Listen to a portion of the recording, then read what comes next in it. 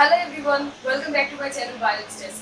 In the previous video, we have discussed about the basic ideas of the cell signaling process, and we have also discussed about the different types of cell surface receptors, among which we have told the name of GPCR, which is G protein coupled receptors, and it is very much important. So today I am going to discuss about the GPCR or G protein coupled receptor, which is one of the cell surface receptors. So I want to add some extra points about this chapter because maybe the graduation students find this chapter a little bit difficult because there are a lot more of signaling processes you have to remember, and also there are lot of signaling molecules we have to remember the name. So I will suggest you to pay some extra attention to this chapter, and after learning the concepts, please go and read from the book, and after learning this, please practice the signaling process using whiteboards or using the pen and paper in which you are comfortable. So once you grab the chapter, it will be a lifetime achievement because this chapter is common for all the life science background students, and not only that, it is included in the graduation syllabus, in the post-graduation syllabus, and also in the case of CSI and NET syllabus. So skipping this chapter is not a good idea. So let's come back to this video.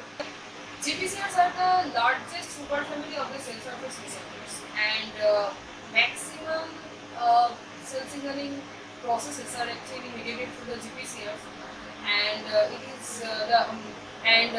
smell, taste, and vision is also mediated through the GPCRs, and also there is other processes which are mediated the GPCR. So let's concentrate on the term GPCR. GPCR means the G protein coupled receptors. It means a receptor which is coupled with G protein, or a receptor which signals when the G protein is coupled with it. Okay? We will discuss the signaling processes later. First we have to see the structure of the GPCR. So here is the lipid bilayer or the phospholipid bilayer of the plasma membrane, and here is the receptor only. The GPCR consists of a single polypeptide alpha helix, and it has 7 transmembrane domain, which is consists of histone subunits, and which is decoded as H1, H2, H3, H4, H5, H6, H7. That means this is the H1 subunit, this is H2, this is H3, this is H4, H5, H6, H7. Okay? And they are linked with some linkers. Some linkers are faced towards the exterior portion, so they are termed as E1, E2, E3 and E4. And some are faced towards the interior portion, so they are termed as intercellular portion 1, IC1, IC2, IC3, IC4.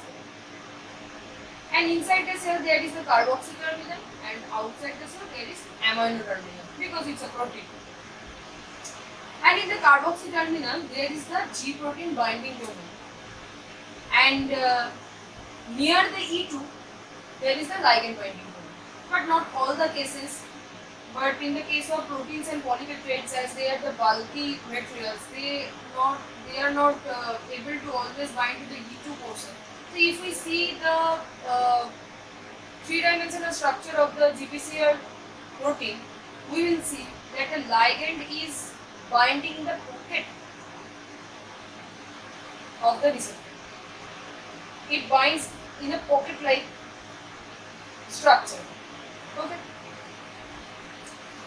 So obviously these are facing in the extracellular portion, so these portions are hydrophilic, and which are facing in the intracellular portion, they are also hydrophilic, but in the case of transmembrane domain they are hydrophobic because they are present in the lipid bilayer.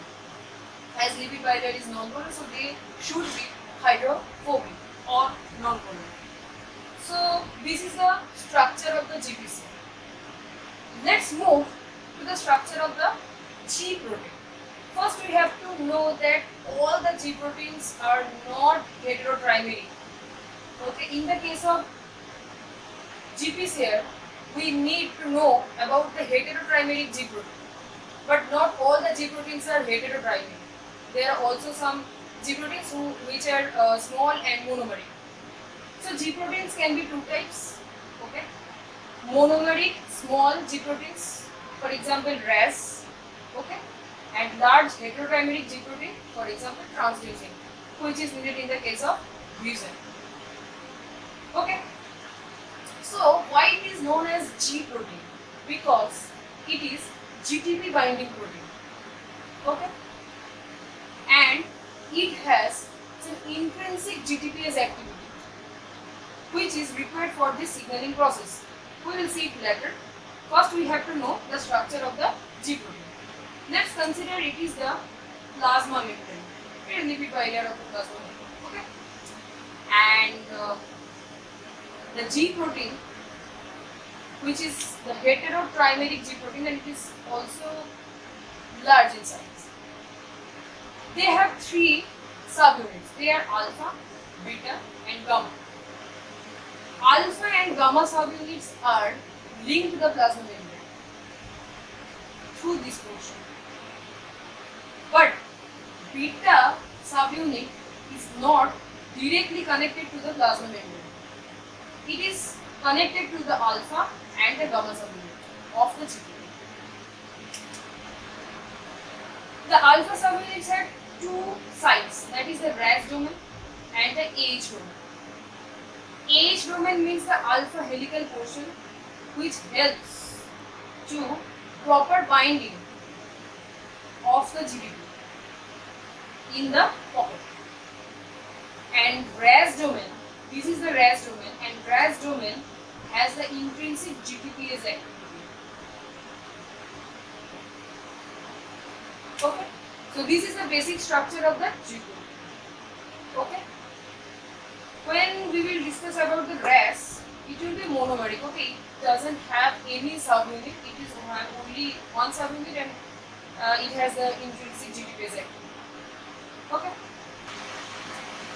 we have to remember three pathways of the G proteins properly separate here. That is GS pathway, GQ pathway, and GI pathway, because these three are very much important. And there are also some other pathways are present, and there are a chart in the Bruce Albert book, and you can read that from there.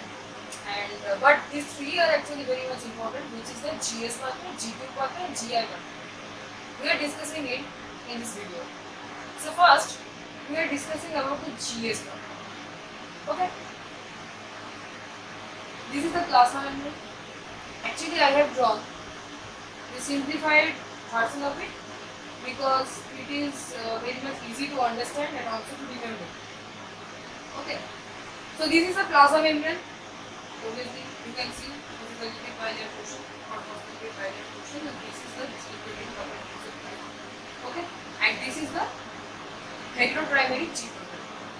Okay, and this is the adenylyl cyclase, which is a membrane-bound enzyme whose catalytic domain is faced towards the interior portion of the cell.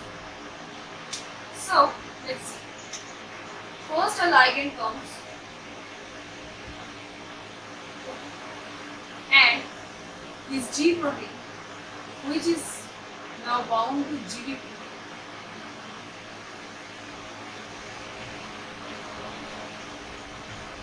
by the help of GEF, which is also known as the guanine exchanging factor,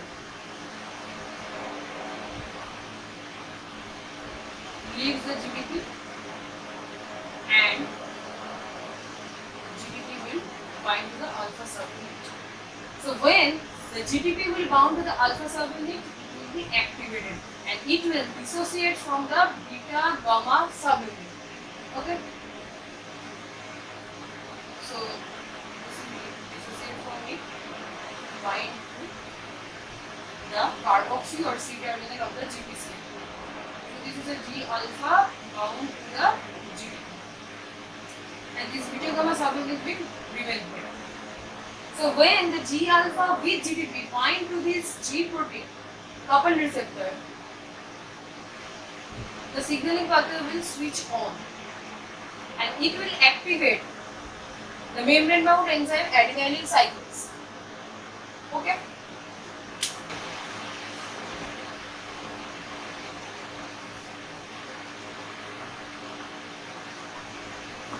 The function of the adenylyl cyclase is it will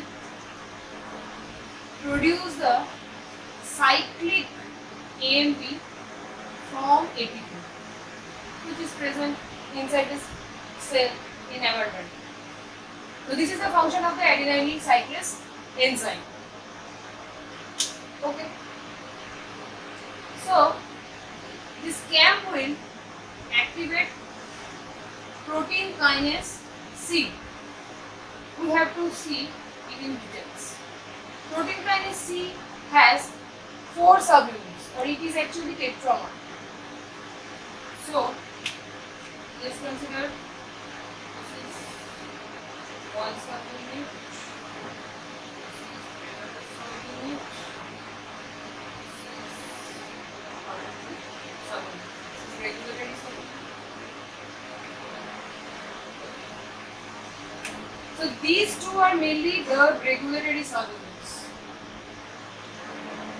of PKC, and these are the catalytic subunits. So when the signaling is not present or the ligand is not present, it remains inactive. But when the signaling process is on, the CAMP will bind to the CAMP binding domain of the regulatory subunit of the PKC. So mainly 4 CAMPs will need to active the PKC. So when the CAMP will bind in the CAMP binding domain of the regulatory domain of the PKC, some conformational changes will occur in the PKC and the catalytic portions will be dissociated from it. Not only they are dissociated, but also they are activated. Okay.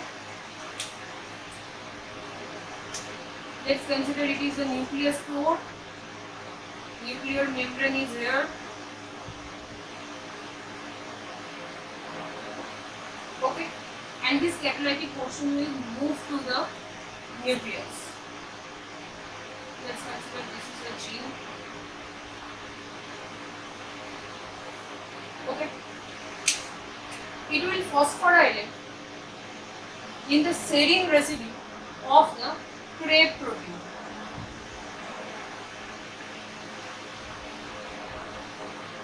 So when it will be phosphorylated, it will activate it and it will bind to the CRE portion of the gene.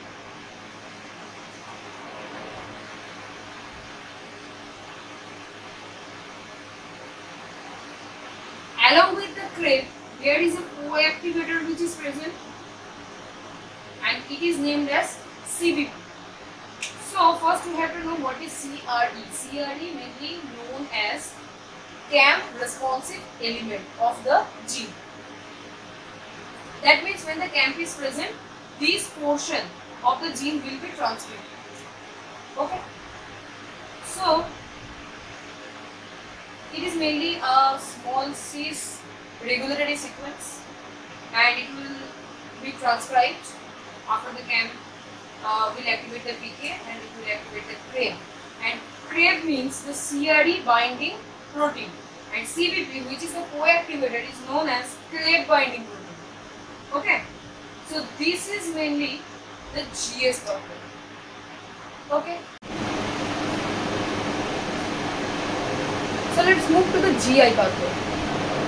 It's very much similar to the GS pathway. Mainly it is a GS pathway, but in the case of GS pathway, S means the stimulatory portion.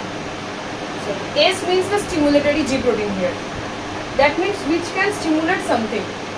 Okay, but here I means inhibitory G protein. That means it will inhibit some protein or some molecule or enzyme. Okay. So mainly GI pathway is also mediated through the adenylyl cyclase pathway and obviously the CAM pathway also. So mainly when the GI alpha GTP will activate it, the adenylyl cyclase will be inhibited. This is the GI pathway, nothing else. Okay. And in the case of GS pathway also, we have to add some points here, because we have to desensitize the ligand also. Not only the pathway is switched on, but also we have to switch off the pathway. So there are some mechanisms by which we can desensitize the ligand. Mainly I am talking now about the intracellular inhibitions only. Okay. Lastly, I will say how the ligand is desensitized by different methods. Okay. So I am now talking about the GS pathway inhibition. Okay. So we can inhibit the GS pathway by two methods. One is that inhibits the CAM production. How? There is an enzyme which is known as the phosphodiesterase. Okay. It will break the cyclic structure of the AMP and produces 5' AMP. I will show the structure in the later portion of this video. Okay. So if the 5' AMP will produce, there is no CAM. Okay. So this signaling pathway will switch off. But in the case of normal pathway, this CAM production and also the phosphodiesterase action is simultaneously going on, but CAM production actually overwhelms the PDE action. That's why the signaling process is switching on. But the ligand is well degraded, there is no CAM. So phosphodiesterase action will be overwhelmed and the signal will be, or the signaling pathway will be switched off. Okay. And the G alpha subunit has the intrinsic GTPase activity. Okay, so it sometimes acts as gap, which is known as the GTPase activating protein. Okay, so by the intrinsic GTPase activity, it will dissociate one inorganic phosphate from the GTP and it will go back to a switch off state by binding with the GDP and by associated with the beta gamma subunit. Okay, so this is the inhibition process of the GS signaling pathway. So let's see the GQ pathway. First, some of the steps are general to all the GPCR pathway. And when the ligand is bind to the receptor, the GQ alpha will activate it because it is bound to the GDP, and the beta gamma subunit will be dissociated from it, and the GQ alpha will activate a membrane bound enzyme which is also known as a phospholipase C beta. This phospholipase C beta, when activated, it will cleave a phospholipid which is known as the PIP2 or phosphatidyl inositol 4,5-bisphosphate. So this is the PIP2 structure, and when PLC beta will activate it, it will cleave the PIP2 from here, and the structure will be this portion will dissociate from the membrane.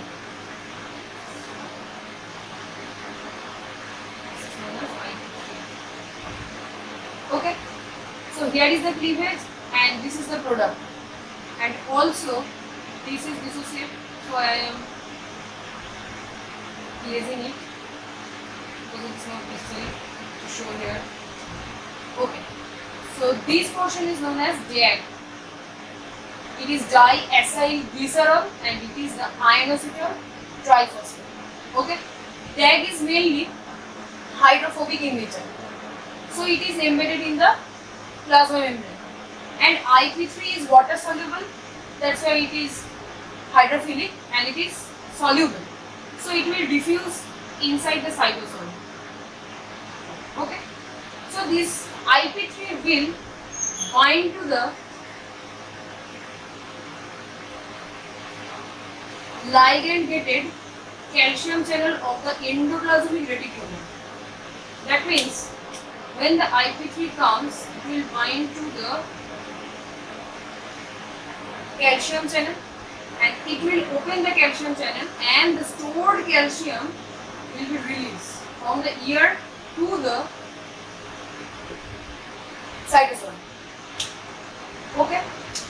This will also help to activate the ryanodine receptors which is present in the ear to increase more concentrations of the calcium inside the cell. Okay. And that will help to activate protein kinase C. Okay. How? This calcium will bind here. The PKC is termed as PKC because it is activated through the calcium. So it is termed as PKC. So with the help of calcium and phosphatidylate serine, that will activate the PKC. Okay, and it will do another functions. So this is the basic GQ pathway. So why the GQ pathway? When the calcium or intracellular calcium concentration will be high, the calcium will also bind to this calmodulin molecule and it will produce the calcium calmodulin complex. Okay, and it will activate the cam kinase 2. Basically, 4 calciums are needed to activate to bind to the calmodulin and to form this calcium calmodulin complex. So these will activate the cam kinase 2 and this cam kinase 2 will do these functions, that is the cytoskeletal rearrangement, cell mobility, muscle contraction and relaxation. So these functions are basically dependent upon the GQ pathway.